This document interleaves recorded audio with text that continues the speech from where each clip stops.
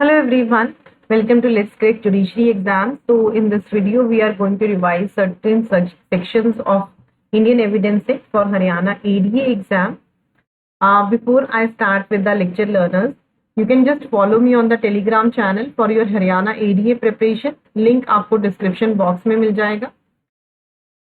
इसके अलावा number of tests you can give for your Haryana ADA totally free of cost. YouTube channel पे number of tests I have taken. Recorded आपके पास available है. अगर आप मुझे टेलीग्राम चैनल पे फॉलो करते हो तो आप स्पेशल क्लासेस को भी देख सकते हो free of cost and you can give a number of test for your Haryana India exam. So section 40 deals with judgments of courts of justice when relevant. This says the existence of any judgment, order or decree. So section 40 जो section 40 to 44 है, ये कहता है कि general principle of law ये कहता है कि जजमेंट चाहे प्रीवियस है चाहे सब्सिक्वेंट है वो रेलेवेंट नहीं है किसी भी केस या प्रोसीडिंग. हर केस को डिसाइड करना होगा उसके खुद के फैक्ट्स की as they exist between the parties to it, ना कि आप किसी जजमेंट की रेफरेंस पे जो है उसको डिसाइड कर सकते हैं. तो judgments are however relevant facts of great importance. But जो जनरल प्रिंसिपल है कि जजमेंट्स रेलेवेंट नहीं है, the act recognises a few exception. Act जो है कुछ एक्सेप्शंस को रिकॉग्नाइज करता है, उसमें से एक है सेक्शन 40 to 43. तो सेक्शन 40 जो है दिस सेज कि अगर कोई एग्जिस्टेंस है किसी जजमेंट, ऑर्डर या डिक्री जिसको लॉ प्रिवेंट करता है कॉग्निजेंस लेने से, that is the relevant fact. वो एक रेलेवेंट फैक्ट है. व्हाई? बिकॉज ऑलरेडी उस कोर्ट उस केस को ऑलरेडी डिसाइड कर चुकी है. अगर if we see section 40 of Indian evidence act, section 11 of CPC is also based on this principle res judicata, कि अगर एक कॉम्पिटेंट कोर्ट एक केस को डिसाइड कर चुकी है सेम पार्टीज के बीच में सेम इशू को लेके, तो दोबारा सेम सूट को जो है बार किया गया है. Section 300 of CrPC is also based on this principle that no person should be vexed twice for the same offence. Article 20 का क्लॉज भी इसी चीज के ऊपर बेस्ड है. तो all these sections and this article is based on the principle कि अगर एक कॉम्पिटेंट कोर्ट एक केस को डिसाइड कर चुकी है तो दोबारा से जो है बार किया जाता है. सेम प्रिवेंट करता है law any court from taking cognizance of A suit और होल्डिंग द ट्रायल. सेक्शन 41 में चार चीजों की बात की गई है. ये कहता है कि अगर कोई फाइनल जजमेंट, ऑर्डर या डिक्री किसी कॉम्पिटेंट कोर्ट की अवेलेबल है, प्रोबेट में, मैट्रिमोनियल में, एडमिरलिटी में या इंसॉल्वेंसी, अगर कोई फाइनल जजमेंट, ऑर्डर या डिक्री किसी कॉम्पिटेंट कोर्ट की अवेलेबल है इन चार चीजों, then that is a conclusive proof. वो क्या है? वो conclusive proof. That is a conclusive proof. वो एक कंक्लूसिव प्रूफ है. फॉर एग्जाम्पल, अगर ए और बी के बीच में केस चल रहा है, ठीक है, कोर्ट ने जो है इनको डाइवोर्स ग्रांट कर दिया, लेटर ऑन ए ने सी के साथ शादी कर ली एंड इसके ऊपर जो है बाइगैमी का केस चल पड़ा. No, this is very well relevant in this case. Why? Because इसका तो डाइवोर्स हो चुका है and he can obviously marry again. वो दोबारा से एक बार डाइवोर्स हो गया तो वो दोबारा से शादी कर सकता है अगर अपील का टाइम पीरियड खत्म हो गया तो ये कहता है कि अगर कोई भी फाइनल जजमेंट, डिक्री या ऑर्डर है कॉम्पिटेंट कोर्ट का इन चारों चीजों में, तो वो क्या होगा? That is the conclusive. Section 41 जो है this deals with judgment in rem. ये किस चीज से डील करता है? Judgment in rem. एक होता है जजमेंट इन रेम, एक होता है जजमेंट इन पर्सोना. तो सेक्शन 41 जो है this deals with judgment in rem, that is a kind of declaration about the status of a person. एक declaration एक person के status के regarding and is effective against everybody. That is effective against everybody, चाहे वो party है proceeding में या फिर नहीं. Like we have seen just in this example. Whereas judgment in personam होता है कि that is a judgment between the parties, जो सिर्फ पार्टीज को बाइंड करता है एंड वो रेलिवेंट नहीं है किसी सब्सिक्वेंट केस या प्रोसीडिंग. बट सेक्शन 41 जो है this deals with judgment in rem, not judgment in person. Next है section 42. Section 42 deals with relevancy and effects of judgments, orders और decrees other than those mentioned in section 40. Section 41 कहता है कि judgments, orders और decrees other than those mention in section 41 are relevant. वो relevant है अगर वो रिलेट करती हैं मैटर्स ऑफ पब्लिक नेचर को, that is relevant to the inquiry. Judgments, orders or decrees other than those mentioned in section 41 are relevant if they relate to matter of public nature. But ऐसी judgment, orders और decrees conclusive proof नहीं है of what they state. तो conclusive proof तो हम section 41 में 4 चीजों में देख चुके हैं। तो यही कह रहा है कि बाकी चीजों में जो है अगर कोई judgment, decree या order है तो वो relevant है बट वो conclusive proof नहीं है if that relates to the matter of public nature. For example, ए ने बी को सू किया ट्रेसपास के लिए। बी अलेज करता है कि यहां से पब्लिक वे है इस लैंड से, ये इस फैक्ट को जो है डिनाई कर देता है। The existence of a decree in favour of the defendant in a suit by A against C for a trespass on the same land in which C allege the existence of the same right of way, that is relevant but वो conclusive proof नहीं है that right of way. Existence decree की in favor of the defendant in a suit by A against C for a trespass same land के लिए, ठीक है, पहले भी जो है यही सूट ए सी के अगेंस्ट सी के अगेंस्ट जो है फाइल कर चुका था ट्रेसपास के लिए, जिसपे सी ने यही चीज अलेज की थी, ठीक है, एंड कोर्ट ने जो है डिक्री भी पास की थी फेवर में सी के, बट ये कंक्लूसिव प्रूफ नहीं है। इस केस में ये रेलेवेंट है बट इस केस को इसके खुद के फैक्ट्स के साथ जो है प्रूव करना। What is your section 40।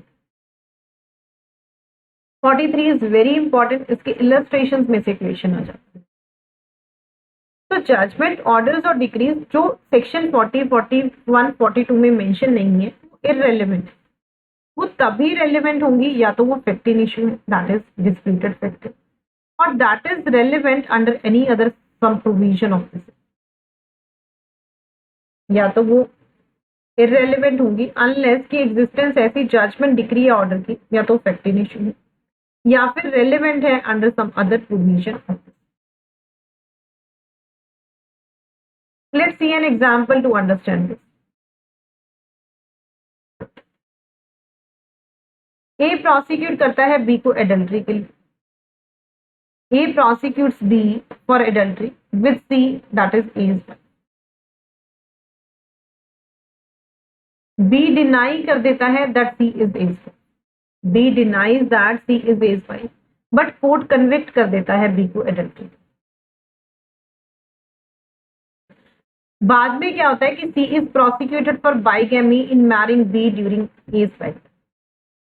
A ने B को prosecute किया adultery के लिए, ए ने बी को ऊपर प्रोसिक्यूशन किया, किसने एडल्ट्री की है सी के साथ, जो कौन है, दैट इज ए। बी कहता है कि ये तो ए की वाइफ है ही, बट कोर्ट इसको बाइगैमी के लिए जो है कन्विक्शन कर देते, सॉरी एडल्ट्री के लिए कन्विक्ट कर देते। लेटर ऑन सी के ऊपर केस चलता है कि इसने बाइगैमी की है, ठीक है, इसने बी से मैरिज की है जबकि ए के साथ ही ऑलरेडी मैरिज। सी कहती है कि वो कभी ए की वाइफ थी ही नहीं। ना जो जजमेंट कोर्ट ने इस केस में पास की है, दैट इज इसके ऊपर एडल्ट्री का चार्ज है, this is irrelevant as the case, ये irrelevant है सी के against this is very important. ये वाली इलस्ट्रेशन बहुत इंपॉर्टेंट है। Apart from this let's see 1 or 2 illustration more. A के ऊपर चार्ज लगता है थेफ्ट का and with having been previously convicted of theft, so previous conviction जो है रेलेवेंट है, that is the fact in issue. A के ट्रायल चल रहा है कि इसने बी का मर्डर किया। The fact that B prosecuted A, ये फैक्ट कि बी ने जो है ए को प्रोसिक्यूट किया है डेफेमेशन के लिए, जिसके लिए उसको कन्विक्शन हुई थी, तो that is relevant. Why? Because वो शो कर रहा है कि मर्डर के बिहाइंड उसका मोटिव क्या। तो जजमेंट्स, ऑर्डर्स और decrees other than those mention in section 40, 41 and 42 are irrelevant unless the existence of such judgment, order or decree is a fact in issue or is relevant under any other provision of this act, that is any other section of this. Section 44. Section 44 deals with fraud or collusion in obtaining judgment or incompetency of court meaning. ये कहता है any party to a suit or proceeding may should कोई भी party किसी suit में या proceeding में show कर सकती है कि any judgment, order or decree which is relevant under section 40, 41, 42 and which has been proved by the adverse party was delivered by a court not competent to deliver. कि वो deliver की ऐसी court ने जो कॉम्पिटेंट नहीं थी उसको deliver करने के लिए, और it was obtained by fraud या फिर उसको फ्रॉड या कोल्यूशन से ऑब्टेन किया। तो any party to a suit और अदर प्रोसीडिंग में वो शो कर सकती है कि जजमेंट, ऑर्डर और decree which is relevant under section 40, 41, 42 and which has been proved by the adverse party and was delivered by a court not competent to deliver it, and this was obtained by what? Fraud. Next, section 40. Section 45 deals with opinion offense. अगर हम journal देखें तो opinion और beliefs of third person as a general rule are irrelevant. General rule की हम अगर बात करें तो ये इररेलेवेंट है and inadmissible, but opinion of expert is relevant under your section 45। तो हु इज अ एक्सपर्ट? एक एक्सपर्ट पर्सन होता कौन है? तो एक्सपर्ट पर्सन वो होता है जिसने टाइम एंड स्टडी डिवोट की है एक special branch of learning, and जो स्पेशली स्किल्ड है उन पॉइंट्स के ऊपर जिस पे उसका ओपिनियन पूछा गया है, and specially skilled on the points on which his opinion is asked. तो देयर आर केसेस जहां पे कोर्ट जो है इस पोजीशन में नहीं होता है कि वो करेक्ट ओपिनियन फॉर्म कर सके, बिकॉज वहां पे जो क्वेश्चन इन्वॉल्व है that is beyond the range of common experience और कॉमन नॉलेज। तो ऐसे केसेस में कोर्ट को जो है एक्सपर्ट का ओपिनियन लेना होता है, but court is not bound by that opinion. तो अगर कोई ओपिनियन देता है, एक्सपर्ट अपना ओपिनियन देता है, दैट इज नॉट कंक्लूसिव, वो कंक्लूसिव नहीं है, बट दैट इज सपोर्टिव, वो सपोर्टिव है। तो अगर कोर्ट को ओपिनियन फॉर्म करना हो upon a point of foreign law के ऊपर, साइंस के ऊपर, आर्ट के ऊपर, या आइडेंटिटी ऑफ हैंड राइटिंग के ऊपर, या फिंगर प्रेशर के ऊपर, तो opinion upon that point of person specially skilled that are relevant fact, वो रेलेवेंट फैक्ट है, एंड ऐसे पर्सन को हम क्या कहते हैं? Such person are called as.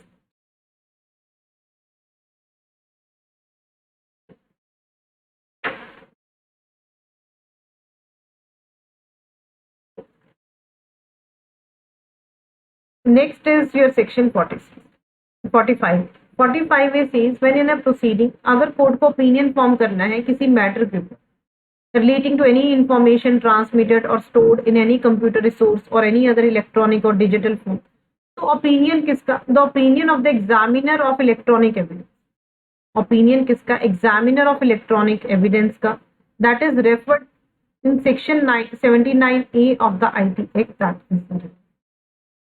तो अगर कोर्ट को ओपिनियन फॉर्म करना है किसी मैटर के ऊपर relating to any information transmitted और stored in any computer resource और एनी अदर इलेक्ट्रॉनिक और डिजिटल फॉर्म, तो ओपिनियन किसका? एग्जामिनर ऑफ इलेक्ट्रॉनिक एविडेंस का, that is relevant fact under section 46। Facts bearing upon opinion of expert, ये कहता है कि फैक्ट्स नॉट अदरवाइज रेलेवेंट, जो फैक्ट्स वैसे रेलेवेंट नहीं है बट वो रेलेवेंट है अगर वो सपोर्ट करते हैं या फिर वो इनकंसिस्टेंट है with the opinion of experts when such opinions are relevant. तो द क्वेश्चन ये रेज होता है कि whether A was poisoned by a certain poison, ये फैक्ट कि बाकी पर्सन्स को भी they were also poisoned by that poison, उनको भी सेम सिम्टम्स हुए जो अफर्म करते हैं या डिनाई करते हैं, that is a relevant fact under section. तो फैक्ट्स जो वैसे रेलेवेंट नहीं है वो रेलेवेंट हो जाएंगे या तो वो सपोर्ट करते हैं या वो इनकंसिस्टेंट है with the opinion. Hand writing, opinion एक हैंड राइटिंग का कब रेलेवेंट होगा? अगर कोर्ट को फॉर्म करना है कि क्या ये डॉक्यूमेंट इसी पर्सन ने लिखा है या साइन किया, ओपिनियन किसी भी पर्सन का जिसने उसकी राइटिंग को देखा हो या यूजुअली जो डॉक्यूमेंट्स रिसीव करता हो, that is the relevant fact under your section 46। तो ये कहता है कि the opinion of any person acquainted with the handwriting of the person by whom it is supposed to be written or signed that it was or was not written or signed by that person, that is relevant under your section तो अगर court को opinion form करना है, ये आपको sections भी याद रखने हैं, डायरेक्टली सेक्शन बेस्ड आ जाता है, provision based, anyhow the questions can be. अगर कोर्ट को ओपिनियन फॉर्म करना है as to the existence of any general custom और राइट, ओपिनियन किसका, opinion as to the existence of such custom और right of persons who would likely to know of its existence if it existed that are relevant under section 40.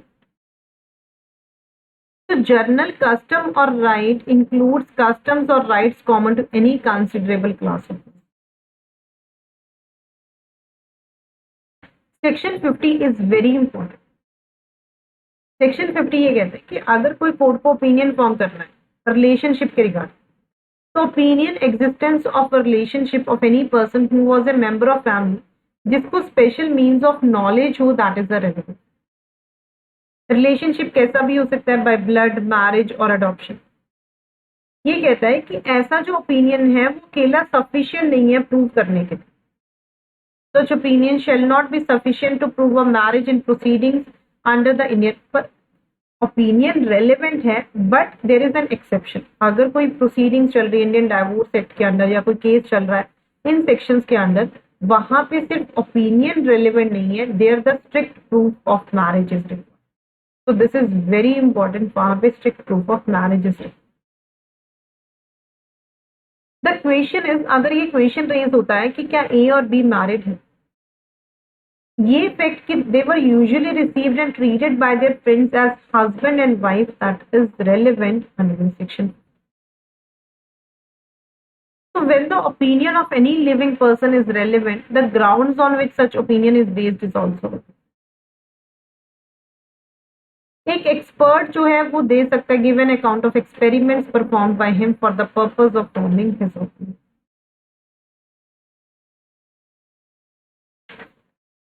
Character when relevant, civil cases में, criminal cases में character relevant है या नहीं है, तो ये हमें सेक्शन 52 टू 55 बताते हैं। तो what is a character, character होता क्या है, कैरेक्टर क्या है, that is the combination of peculiar qualities that is impressed by the nature और by the habit of the person, जो उसको डिस्टिंग्विश करता है दूसरों से। सेक्शन 52 क्या कहता है, सेक्शन 52 कहता है in civil cases character to prove conduct is irrelevant. तो सिविल केसेस में the fact that the character of any person is such as to render probable और improbable any conduct that is irrelevant, वो irrelevant है except in so far as such character appears from the facts otherwise.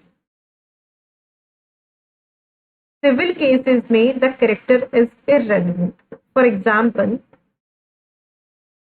अगर किसी person के ऊपर charge लगा negligent driving, he can not give evidence कि उसका तो कैरेक्टर एंड कंडक्ट ऐसा है कि वो नेग्लिजेंस कर ही नहीं सकता। तो सिविल केसेस में character is not relevant, that is irrelevant, whereas section 53 says in criminal cases previous good character है। क्रिमिनल केसेस में प्रीवियस गुड कैरेक्टर जो है रेलेवेंट है। Section 53, this deals with evidence of character or previous sexual experience not relevant in certain cases.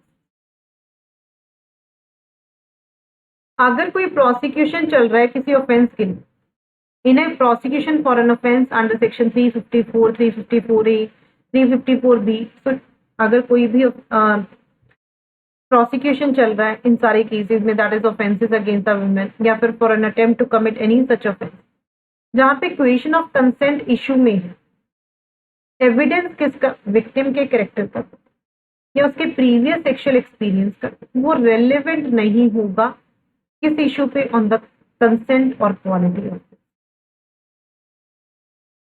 We have seen कि criminal cases में previous good character is relevant, criminal cases में previous bad character relevant नहीं है। आप ये नहीं कह सकते एक सपोज ए के ऊपर चार्ज लगाए मर्डर, बी ये नहीं कह सकता कि इसका तो कैरेक्टर ऐसा है कि इसी ने मर्डर किया, बट अगर ये गुड कैरेक्टर का एविडेंस देता है तो बी इसके बैड कैरेक्टर का एविडेंस दे सकता है। ये आपको सेक्शन 54 बताता है। Section 54 says in criminal proceedings, the fact that the accused person has a bad character is irrelevant unless evidence has been given that he has a good character, in which case it becomes.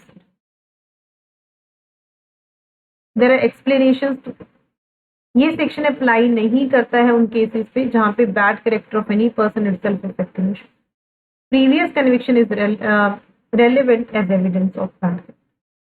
Section 52 में we have studied कि civil cases में character relevant नहीं होता, but there is an exception to that.